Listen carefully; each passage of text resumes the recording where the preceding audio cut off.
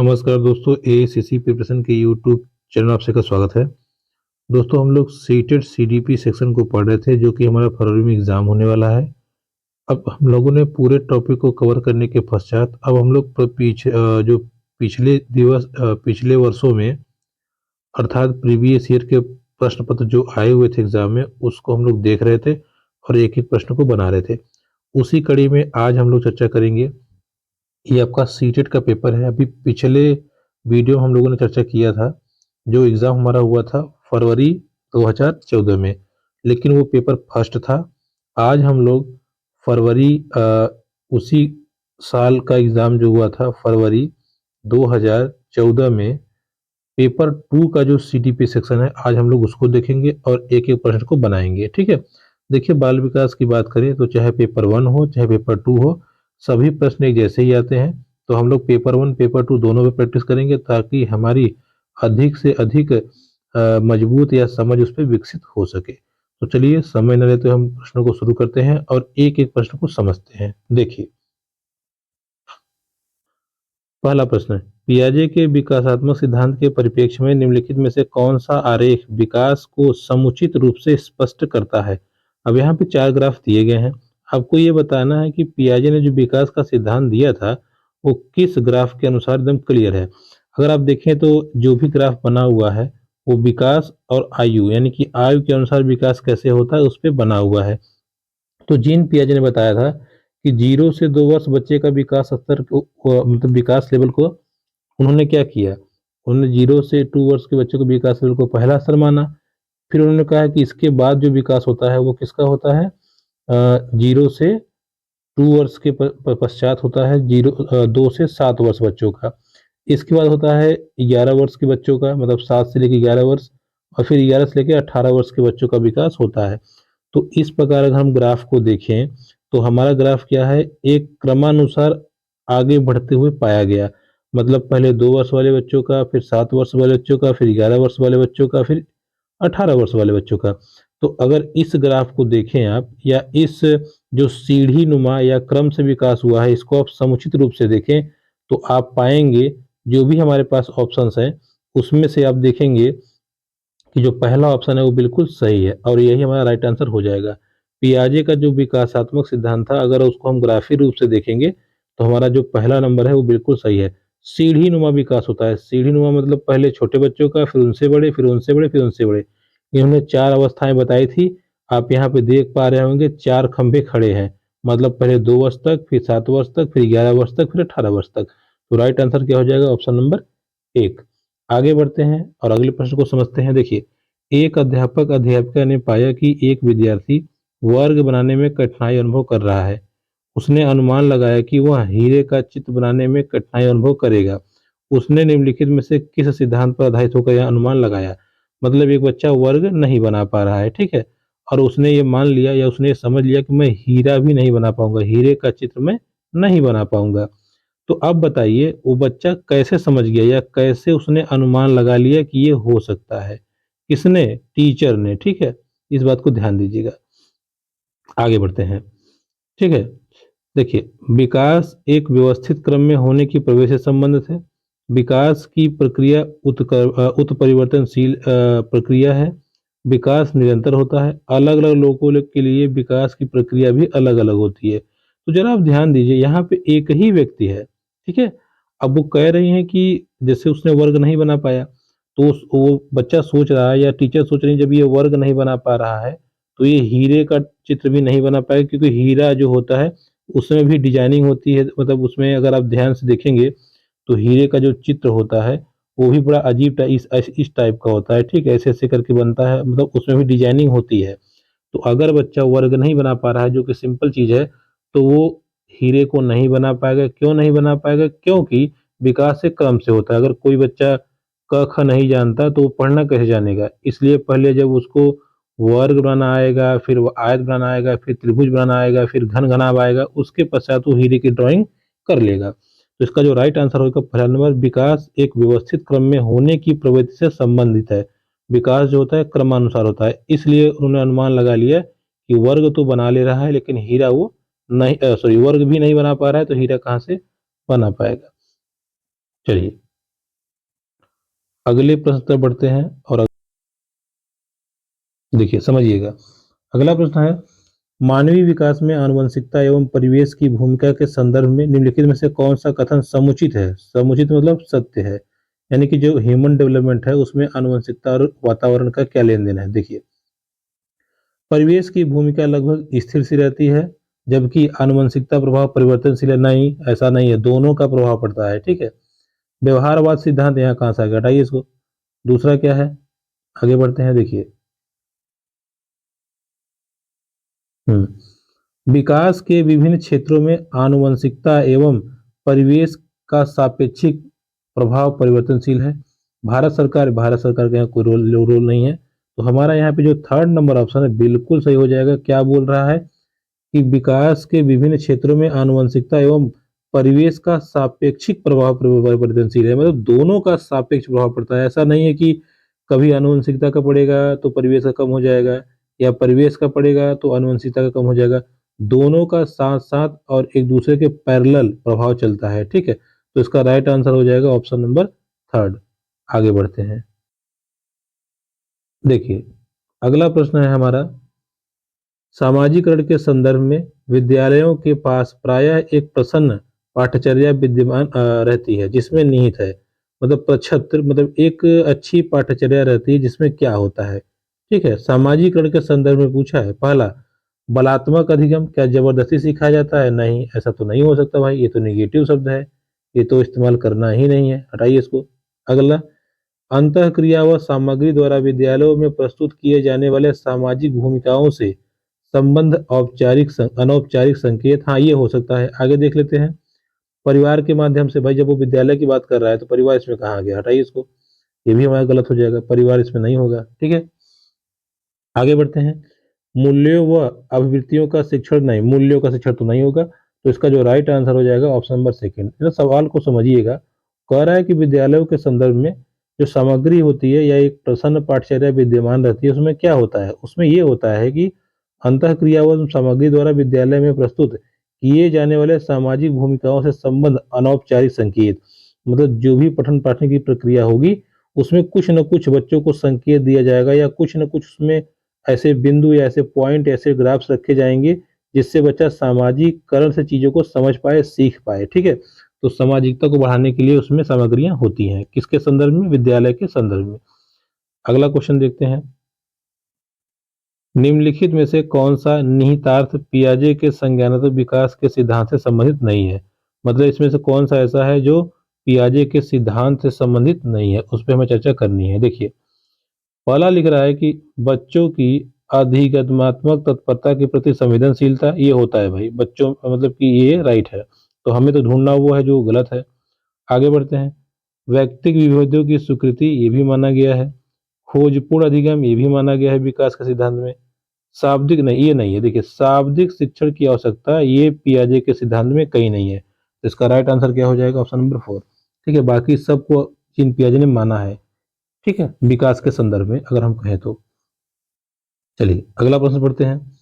निम्नलिखित में से कौन सा कोहेल वर्ग के नैतिक विकास के चरणों का लक्षण है? अच्छा, कौन सा ऐसा सिद्धांत है जो कोहेल वर्ग के नैतिक विकास के चरणों का लक्षण है, ये हमको बताना है। पहला, चरणों का परिवर्तनशील अनुक्रम, विभिन्न चरण अलग अलग प्रत्युत्तर हैं न कि समान प्रतिमान, सभी संस्कृतियों से संबंध चरणों का सार्वभौम श्रृंखला, विभिन्न चरण एक गैर पदानुक्रम रूप में आगे की ओर बढ़ते हैं। जरा ध्यान दीजिएगा, चारों चरण के लक्षण ये हैं कि सभी संस्कृतियों से संबंध चरणों के सार्वभौम श्रृंखला, मतलब उन्होंने बताया था कि जो 3 स्तर और 6 चरण होते हैं, एक के बाद एक के बाद एक डेवलप होते हैं। जैसे पहला दंड एवं आज्ञाकारिता है, फिर उसके बाद कानून व्यवस्था आती है, फिर उसके बाद कानून व्यवस्था को परिवर्तन करना चाहते हैं बच्चे, और लास्ट में ये आता है कि उसको बदल ही देते हैं। मतलब एक के बाद एक के बाद एक दूसरे से संबंधित है। तो यही बोल रहा है, सभी संस्कृतियों से संबंध चरणों की सार्वभौम श्रृंखला एक मानी जाने वाली या हमेशा सत्य रहने वाली श्रृंखला है जो कि एक दूसरे से संबंधित है। तो इसका राइट आंसर हो जाएगा ऑप्शन नंबर थर्ड। अगला प्रश्न, कक्षा में वास्तविक सांसारिक समस्याओं से संबंध जटिल परियोजनाओं पर कार्य करते हुए अध्यापक व छात्र एक दूसरे के अनुभवों से परस्पर ग्रहण करते रहते हैं। देखिए मैंने आपको बार बार बताया है, जब भी आ जाए वाद विवाद चर्चा, समूह चर्चा, सामाजिक अध्ययन या आ जाए कि आपको पारस्परिक अध्ययन, तो वो संबंधित होता है वाइगोस्की के सिद्धांत से, और वाइगोस्की का सिद्धांत था सामाजिक। तो यहाँ पर अगर आप ध्यान दें तो यहाँ पे नीचे लिखा है परस्पर अधिग्रहण और परस्पर ग्रहण, मतलब एक दूसरे से सीख रहे हैं। जहां भी एक दूसरे की बात आएगी तो आपको केवल और केवल सामाजिक वाला ऑप्शन उठा के पटक देना है। तो इसका राइट आंसर हो जाएगा सामाजिक रचनात्मक। ठीक है, आगे बढ़ें। हमारा है प्रश्न नंबर 8। प्रगतिशील शिक्षा के संदर्भ में समान शैक्षिक अवसर से क्या अभिप्राय है? पहला, किसी भी जाति, पंथ, रंग, क्षेत्र, धर्म के होते हुए भी समान शिक्षा प्राप्त करें, क्या ये अभिप्राय है? समान शिक्षा पाने के बाद अपनी क्षमताओं को सिद्ध कर सकें, ये है। या फिर किसी भी भेद के समान पद्धतियों व सामग्री को शिक्षा प्राप्त करें, ये है। या ऐसी शिक्षा पाएं जो उनके लिए अनुकूलतम हो तथा भविष्य में उनके कार्यों में सहायक हो। जरा देखिएगा, इसमें दो ऑप्शन है जो कंट्राडिक्शन है। हालांकि हमारा ये वाला ऑप्शन सही है, लेकिन जरा इस ऑप्शन में ध्यान दीजिए, बच्चे यहाँ भी कंफ्यूज जाएंगे और इसको सही कर देंगे। देखिए कैसे, देखिएगा पहले नंबर ऑप्शन देखिए, कह रहा है किसी भी जाति, पंथ, रंग, धर्म व क्षेत्र के होते हुए भी समान शिक्षा प्राप्त करे, क्या ये नहीं है प्रगतिशील शिक्षा? बिल्कुल है। लेकिन जरा ध्यान दीजिएगा, मैंने आपको बताया था, जॉन डीवी ने जब बताया था दो प्रकार की शिक्षा, एक बाल केंद्रित और एक प्रगतिशील। अगर यहाँ पे बाल केंद्रित कहा होता तो ऑप्शन नंबर ए हमारा बिल्कुल सही हो जाता है, क्योंकि बाल केंद्रित शिक्षा में कहा गया है कि बच्चों के हिसाब से शिक्षा हो। और ये जो किसी भी जाति पंथ की बात कहा है ना, ये समावेशी शिक्षा का एग्जाम्पल है। लेकिन प्रगतिशील शिक्षा में ये कहा गया है कि देखो भैया, ऐसी शिक्षा दो बच्चे के लिए जो उनको जीवन जीने के लिए आगे योग्यतम हो, उनको अनुकूलतम योग्यता, और भविष्य में उस शिक्षा का इस्तेमाल करके बच्चा आगे बढ़ सके। जैसे अगर कोई बच्चा इंग्लिश में कमजोर है, तो अगर वो मान लीजिए साइंस में तेज है, तो उसको साइंस में ही बढ़ावा दीजिए, ताकि आगे चल के वो डॉक्टर या इंजीनियर डॉक्टर बन सके या साइंस का ही अध्यापक बन सके। इस चीज को आप ध्यान रखिएगा। तो प्रगतिशील शिक्षा में ऐसा कहा गया है, जो बच्चे के लिए उपयुक्त हो वो शिक्षा दी जाए। और बाल केंद्रित में यह कहा गया है बच्चे के अनुसार शिक्षा दी जाए। और वही समावेशी में कहा गया है सबको साथ लेके बढ़ा जाए। तो राइट आंसर क्या हो जाएगा? Option number 4। नौवां प्रश्न, भाषा विकास के संदर्भ में निम्नलिखित में से कौन सा क्षेत्र पियाजे के द्वारा कमतर आंका गया? अच्छा, मतलब इसमें कौन सा ऐसा है जिसमें पियाजे ने बताया कि ये कम वैल्यूएबल हो सकता है? पहला, आनुवंशिकता। भाई विकास के क्षेत्र में ये तो रहेगा रहेगा, ये तो हो नहीं सकता।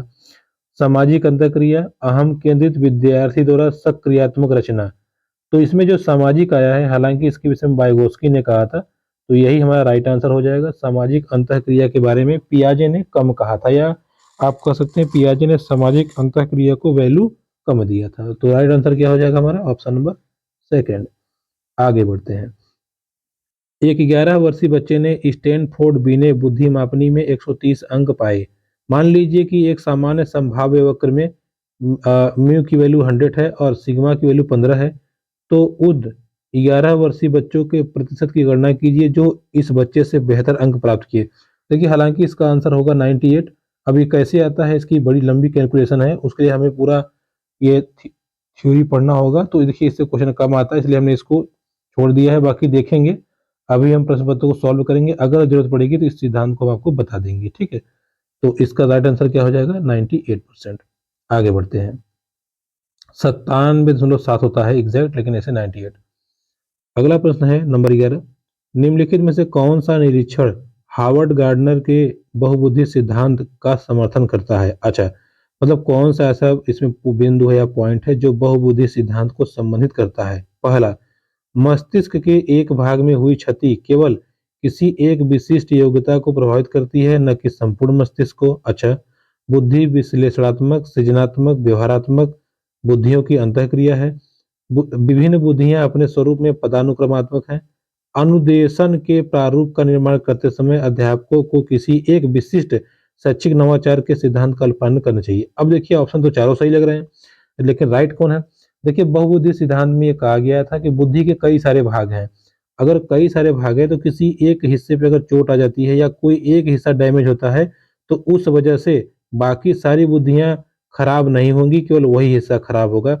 जैसे कि देखिए, अगर मान लीजिए किसी व्यक्ति के मस्तिष्क में कहीं चोट आ जाती है, ठीक है, तो हो सकता है वो अपनी कुछ याददाश्त भूल जाए, लेकिन वो पागल नहीं होगा, उसको देखने का ज्ञान रहेगा, देख के वो चीज़ों को समझ जाएगा, सुन सकेगा, बोल सकेगा।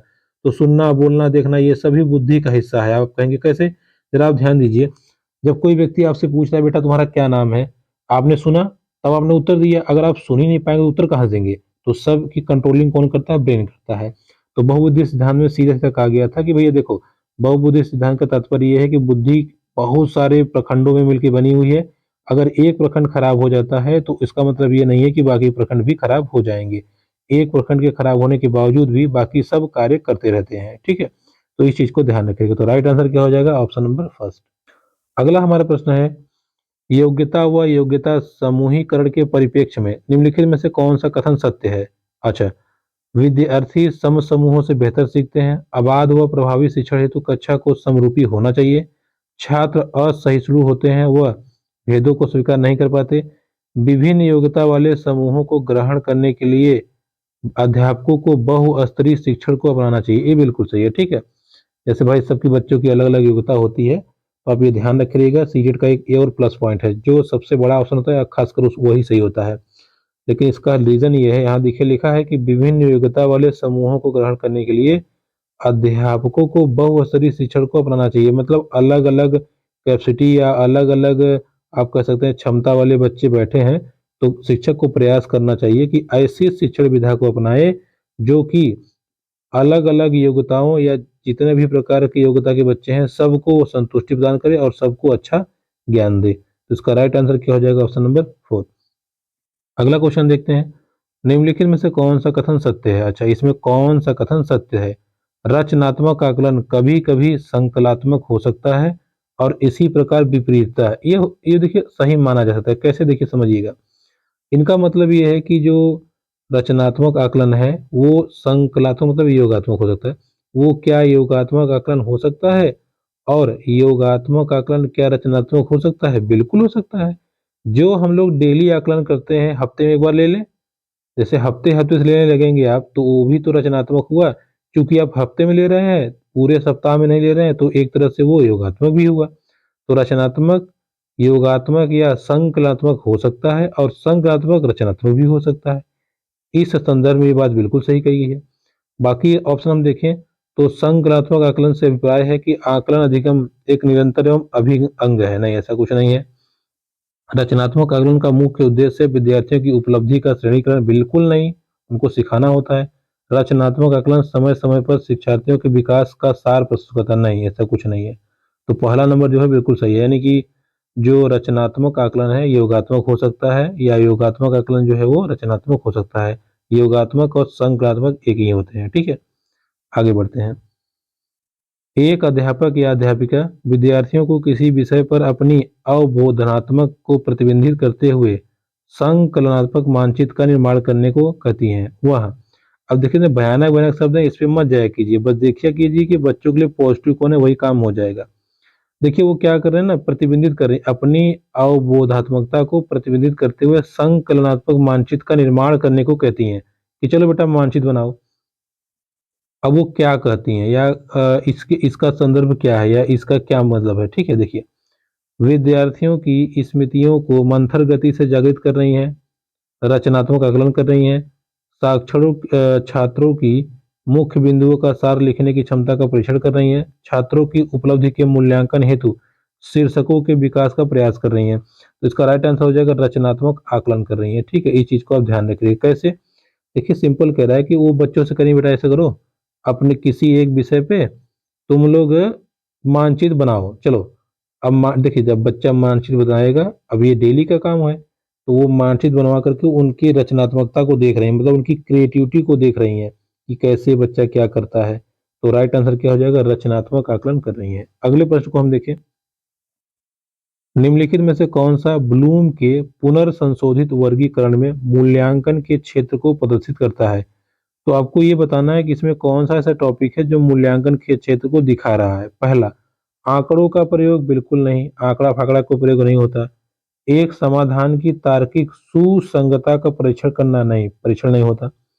प्रदत्त आंकड़ों का प्रासंगिकता का मूल्यांकन करना, नहीं ये भी नहीं है। लास्ट ऑप्शन देखिए बिल्कुल सही है, वस्तुओं के श्रेणीकरण हेतु एक नूतन पद्धति का निर्माण करना। देखिए ये हो सकता है, ठीक है। कैसे? अब ध्यान दीजिएगा, मतलब कि कोई वस्तु हमें कैसे दिखानी है, कैसे वर्गीकृत करनी है, इसके लिए एक नवीन पद्धति, मतलब मूल्यांकन मतलब ये है कि वो खुद से बच्चे नई पद्धति वो बनाए या नई सिस्टम, जैसे हमने कह दिया कि ऐसा है, इस समस्या को समाधान करने के लिए 4 तरीके हैं, अब ऐसा करो बेटा आप लोग एक नया तरीका खोज के निकालो।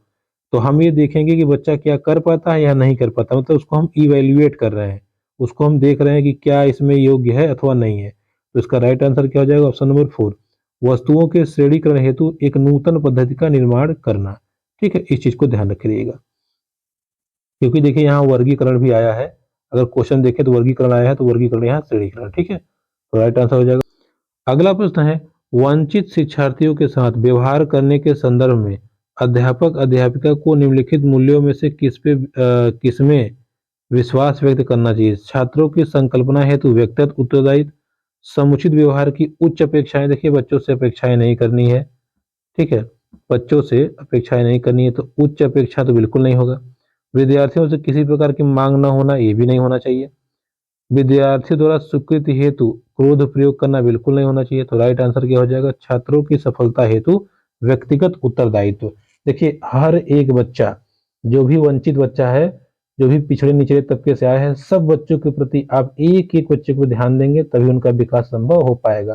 तो छात्रों के प्रति व्यक्तिगत उत्तरदायित्व जो होगा वही रिस्पॉन्सिबल होगा वंचित शिक्षार्थियों के व्यवहार के साथ। ठीक है, इस चीज को ध्यान रखिएगा। अगला है, निम्नलिखित में से किस पद्धति का प्रयोग करते हुए हकलाने की समस्या को निपटा जा सकता है? देखिए हकलाना मतलब होता है जो बोलने में रुक रुक के बोल रहा है या एक ही शब्द को ऐसे बोल रहा है, ठीक है, तो इसको हम कैसे सुधार सकते हैं? तो इन सब में जो सेकंड नंबर ऑप्शन है प्रवर्धित वाक्य, इसी प्रक्रिया से हम अ, हकलाने की प्रक्रिया को कम कर सकते हैं या सुधार सकते हैं। देखिए प्रवर्धित वाक्य मतलब होता है कि शब्दों को खींच के बोलना, जैसे हकला रहा है ना उसको, जैसे कर रहा है कि कबूतर, उसको तेज से बोलो और खींच के बोलो कबूतर, तो कहेगा कबूतर। जब तेज से खींचेगा तो धीरे धीरे धीरे धीरे करके समय के साथ साथ 2 4 दिन 6 दिन 5 दिन 10 महीना 2 महीना जैसे जिसकी क्षमता होगी धीरे धीरे उसका हकलाना बंद हो जाएगा। तो प्रवर्धित वाक्य, प्रोलॉग मतलब खींच के, शब्दों को खींच के बोलना। ठीक है, इस चीज को आप ध्यान रखिएगा। आगे बढ़ते हैं। अगला प्रश्न है, सीखने में असक्त बच्चों के संदर्भ में तत्काल संबद्धता प्रदान करना, सहयोग पर बल देना तथा गैर अधिगमात्मक तकनीकी जैसी तत्काल सूचनात्मक बुद्धिपूर्वक गवेषणा तथा सामग्री प्रबंधन का उत्तोलन निम्नलिखित में से किस प्रारूप से संबंधित है? बाप रे बाप, इतना भयानक भयानक शब्द लिखा है, मतलब इससे ये किस प्रारूप से संबंधित है? हस्तक्षेपी अधिगम से है, उपचारात्मक से, अधिगम का सार्वभौमिक रूप से, या संग्रथित अधिगम, इम्बेडेड लर्निंग, यही है। ठीक है, इसको आप ध्यान, इसका मतलब जैसे ये होता है ना कि आप जो बच्चों को सीखने में प्रॉब्लम हो रही है उसका तुरंत सलूशन कर दीजिए, सहयोग देना है उनको तुरंत सहयोग दीजिए, और उसके साथ साथ मतलब एक तरह से आप कह सकते हैं कि बच्चे के लिए आप एकदम हमेशा तैयार रहिए। तो इस प्रकार के अधिगम को हम कहते हैं संग्रथित अधिगम, इम्बीडेड लर्निंग मतलब बच्चे को हर प्रकार की संभव सहायता तुरंत प्रदान करना। तो ये क्या हो जाएगा? पहला नंबर ऑप्शन इसका सही हो जाएगा। आगे बढ़ते हैं। समावेशी कक्षा हुआ है जहां, देखिए हर बार ये प्रश्न आ रहा है कि समावेशी कक्षा है क्या? तो समावेशी कक्षा वो है जिसमें क्या होता है भैया, तब तक आकलन की पुनरावृत्ति होती है, नहीं ऐसा कुछ नहीं है, पुनरावृत्ति नहीं है रही इसको। अगला, विद्यार्थियों का भार कम करने के लिए, ये भी नहीं है। समस्याओं का अधिकाधिक समापन करने की संभावना की दृष्टि से बच्चों की सक्रिय भागशीलता रहती है। या अगला है, अध्यापक प्रत्येक अधिगमकर्ता के लिए वैविध्यपूर्ण व सार्थक अधि अधिगमात्मक अनुभवों के परिवेश का निर्माण करते हैं। अब जरा ध्यान दीजिएगा, यहाँ क्या कह रहा है? एक समावेशी कक्षा क्या है? क्या, अब देखिए दो ऑप्शन तो हमारे गलत हो गए हैं, अभी बचे दो हैं। एक समावेशी कक्षा क्या हुआ है जहां पर समस्याओं का अधिकाधिक समाधान करने की संभावना की दृष्टि से बच्चों की सक्रिय भागशीलता रहती है, क्या ये है? अथवा अध्यापक प्रत्येक अधिगमकर्ता के लिए वैविध्यपूर्ण व सार्थक अधिगमात्मक अनुभव के परिवेश का निर्माण करते हैं। अब इन दोनों में प्रॉब्लम हो गई, लेकिन ध्यान दीजिए समावेशी कक्षा की बात जब भी कहा जाएगी तो वहां सभी बच्चों को सम्मिलित करना होगा। तो यहाँ पे जो राइट आंसर है वो क्या हो जाएगा, अध्यापक प्रत्येक अधिगमकर्ता के लिए, और इसमें अधिकाधिक शब्द यूज किया था, मतलब ज्यादातर बच्चों के लिए, ऐसा कुछ नहीं भैया, सब बच्चों पे आपको काम करना है। तो इसका राइट आंसर क्या हो जाएगा, ऑप्शन नंबर 4।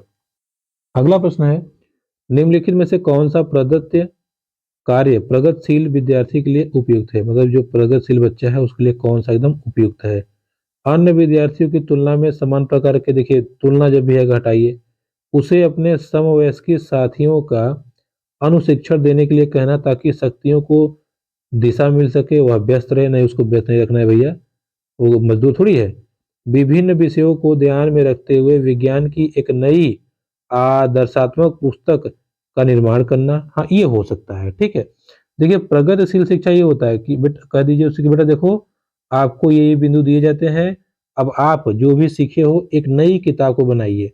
अब नई किताब बनाने का मतलब ये है कि उसमें ऐसा उल्टा सुल्टा मत लिख दीजिए। जैसे आपको भाई अगर नई किताब बना रहे हैं तो जो ओम का नियम है ओम का नियम ही रहेगा ना। हम मानते हैं कि आप एग्जाम्पल अलग दे सकते हैं, समझा अलग तरीके से सकते हैं, लेकिन जो ओम का नियम है कि v बराबर आई आर, तो वो आई आर ही होगा। अब v बराबर एक्स वाई जेड तो थोड़ी ना आप कर देंगे। तो वही कह रहा है कि विभिन्न विषयों को ध्यान में रखते हुए एक विज्ञान की पुस्तक बनाइए आप, ठीक है। तो ये आपका किस में आ जाएगा, प्रगतिशील शिक्षा में, क्योंकि हमेशा प्रगतिशील शिक्षा एक बच्चों को नए अवसर या नए शिक्षण पद्धति की ओर संकेत करता है। अगला प्रश्न है, इंपॉर्टेंट प्रश्न को ध्यान दीजिएगा। विद्यालय छोड़ने वाले विद्यार्थियों के नियंत्रण की दृष्टि से सरकारी संगठन द्वारा संस्था के स्तर पर विभिन्न उपाय किए गए हैं।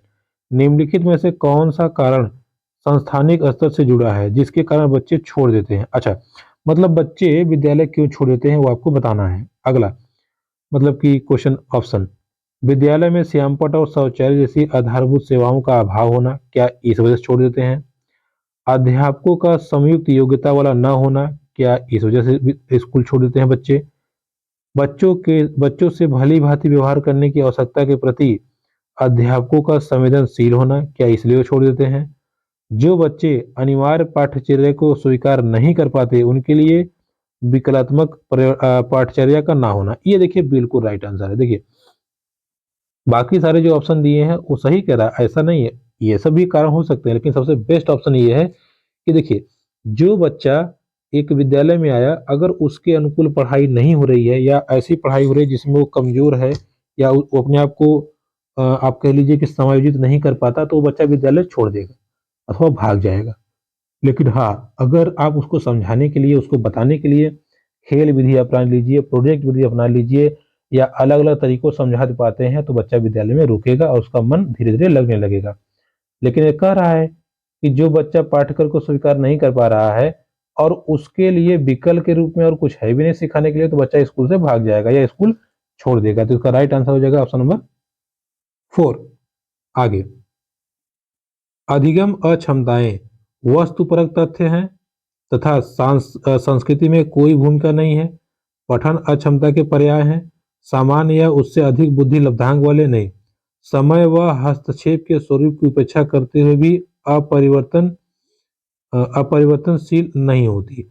अब जरा इसको बताइएगा कि अधिगम क्षमताएं क्या है।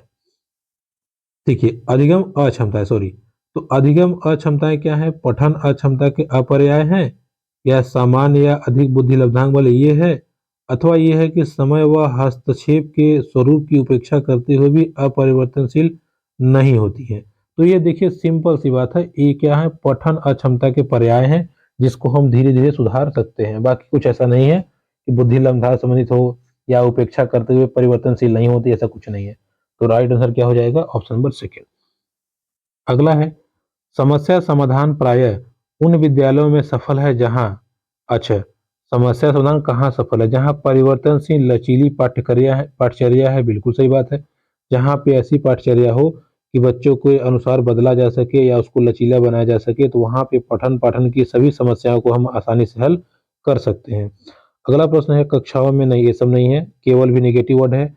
अध्यापक केंद्रित तो होना ही नहीं है, तो राइट आंसर क्या हो जाएगा, ऑप्शन नंबर 1। संज्ञानात्मक प्रशिक्षुता का शैक्षणिक संवाद अधिगम को एक सामाजिक गतिविधि के रूप में ग्रहण करते हैं। आगमनात्मक तार्किकता के अनुप्रयोग पर आधारित है। पाठ्यक्रम के सुव्यवस्थित संगठन पर बल देते हैं, कुशलता प्राप्ति हेतु व्यवहारिक प्रशिक्षण की आवश्यकता पर बल देते हैं। तो अब जरा ध्यान दीजिएगा इसमें क्या लिखा है। संज्ञानात्मकता, प्रशिक्षुता, शैक्षिक संवाद, मैंने आपको बताया था ना, जहाँ पे संवाद आ जाए, पाठचर्या आ जाए, अब परिचर्चा आ जाए, समूह आ जाए, वहां सिर्फ और सिर्फ आपको सामाजिक शब्द ढूंढना है, उड़ा दीजिए। तो राइट आंसर क्या हो जाएगा? First number. आगे बढ़ते हैं। अगला है, इसका ऑप्शन थोड़ा बड़ा है, इसको ध्यान दीजिएगा। जो अध्यापक अध्यापिका अपने विद्यार्थियों की त्रुटियों को सुधार करना चाहता या चाहती है, उसके लिए निम्नलिखित में से कौन सा समुचित मार्ग है? मतलब बच्चे अगर गलती कर रहे हैं, उसको आपको सुधारना है, तो इनमें से कौन सा आप अपना सकते हैं या कौन सा हमारा सही है? पहला, उसे अपने विद्यार्थियों की प्रत्येक त्रुटि का संशोधन करना चाहिए। इसके लिए चाहे उसे विद्यालय में देर तक बैठना पड़े, ऐसा कुछ नहीं है भैया। अगला, उसे बार बार की जाने वाली तथा सामान्य त्रुटियों की अपेक्षा कम होने वाली त्रुटियों पर ध्यान देना है, ये भी नहीं है, ध्यान दीजिएगा, ये भी नहीं है। उसे उन त्रुटियों का संशोधन करना चाहिए जो सामान्य अर्थ और अवबोधात्मक पे हस्तक्षेप करती हैं, नहीं, सभी त्रुटियों को हटाना है। तो अगला है, अगर त्रुटियां संशोधित प्रक्रिया में बच्चे को क्षुब्ध करती हैं तो संशोधन नहीं करना चाहिए। करना चाहिए भैया, कहीं नहीं करना चाहिए। अब जरा ध्यान दीजिएगा, यहाँ तो चारों निगेटिव हो गए, लेकिन अगर हम सेकंड नंबर ऑप्शन भी गौर करें जरा सा, सेकंड नंबर पे, ठीक है, वो थोड़ा सा ठीक लग रहा है। कैसे ठीक लग रहा है, देखिए, समझिएगा। देखिए क्या बोल रहा है, उसे बार बार की जाने वाली गलती तथा सामान्य त्रुटियों की अपेक्षा कम होने वाली त्रुटियों पर चर्चा करना चाहिए। ये मैंने आपको लास्ट वीडियो में बताया था। न्यूज एजुकेशन पॉलिसी एनईपी 2020 सीधा सीधा बोलता है कि देखिए, बच्चे जो बार बार गलती कर रहे हैं, उस पर पहले उसको उसको भी सही करना है, लेकिन पहले आप ये ध्यान दीजिए, जैसे मान लीजिए 4 टॉपिक है। अब ये चार, जैसे मान लीजिए एक टॉपिक हो गया, 2 टॉपिक, 3 टॉपिक, 4 टॉपिक, ठीक है। अब इन चारों टॉपिकों में मान लीजिए पहले वाले में बच्चा गलती कर रहा है 7-8, जैसे 6-7 बार करने के बाद, फिर इसमें कर रहा है 4-5 बार करने के बाद, इसमें 2 बार, इसमें 1 बार।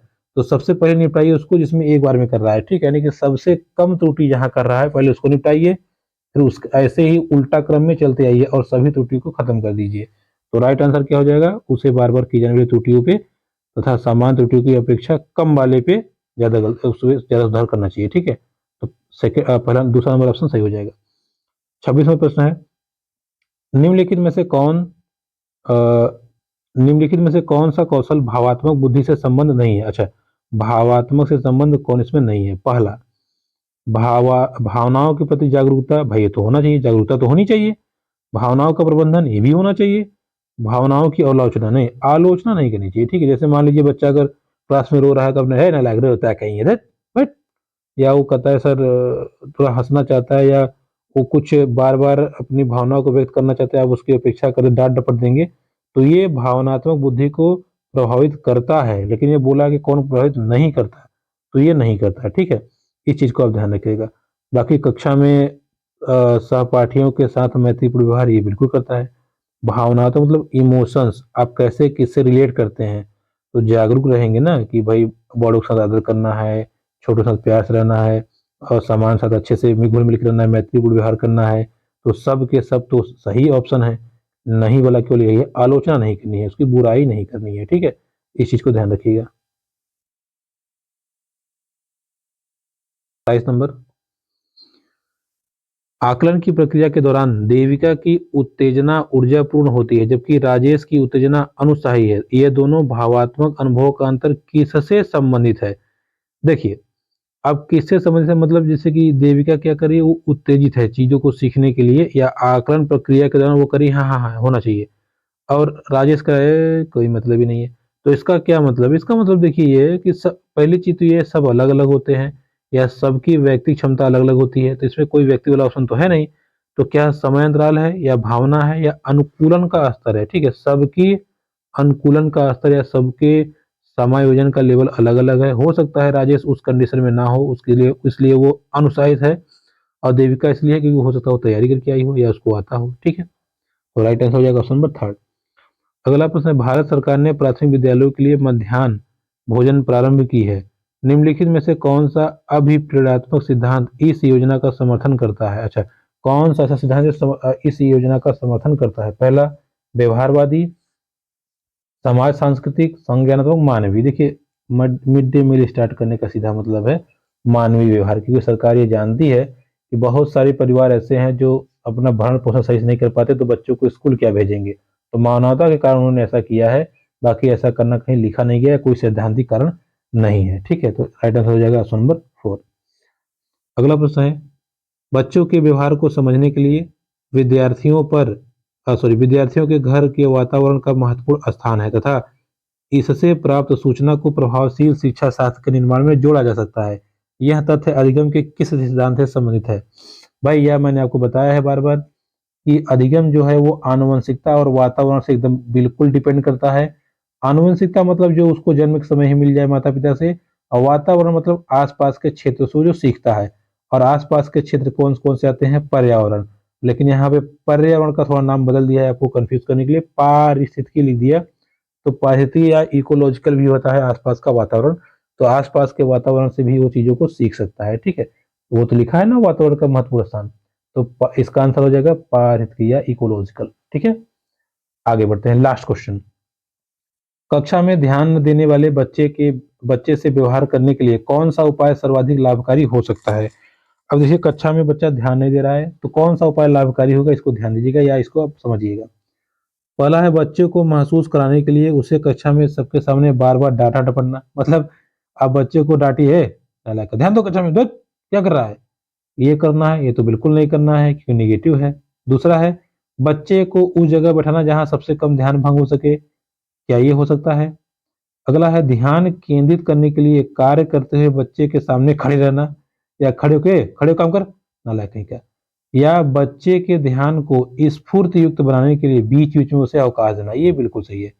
हो सकता है बच्चा थक गया हो या ऊब गया हो, तो उसके ध्यान को बढ़ाने के लिए उसको बीच बीच में अवकाश देते रहिए, ताकि बच्चा पूर्ण ध्यान से और पूर्ण तन्मयता से काम करता रहे। तो ये हमारा लास्ट क्वेश्चन होता है, इसका ऑप्शन आंसर हो जाएगा ऑप्शन नंबर 4। तो दोस्तों ये थी आज की हमारी क्लास, जिसमें हम लोगों ने सी टेट फरवरी 2014 के पेपर 2 अपर लेवल के सीडीपी सेशन को देखा। वीडियो पसंद आए तो please like comment share subscribe to channel. मिलेंगे आपसे अगली वीडियो में, तब तक के लिए नमस्कार।